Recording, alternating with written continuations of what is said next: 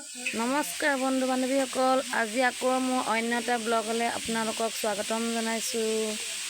আৰু আজি আমাৰ ননদজনী ঘৰত ঘৰ লোৱা পাতিছে আৰু ইয়াৰ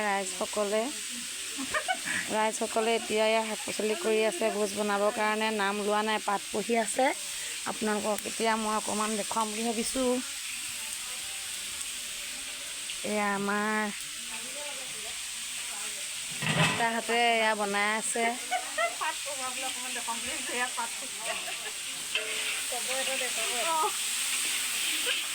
ঐ বৰ্তা, মাছ ফ্ৰাই কৰিছে?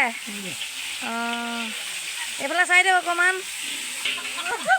এই আমাৰ বৰ্তা হয় দেই, ভোজ বনাইছে। এয়াও বৰ্তা,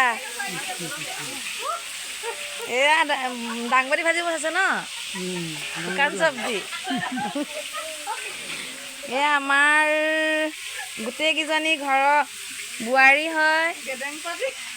এয়া বৰ্তা দেখিছে নহয়, এজনী আমাৰ মাজনী বোৱাৰী, এজনী সৰুজনী বোৱাৰী, এজনী একেবাৰে 4 নম্বৰজনী। এইফালে আমাৰ ভতিজা, চাওঁ ভতিজা। এয়া দেখিছে নহয়, আমাৰ এয়া কটা বচা হৈ আছে আৰু এতিয়া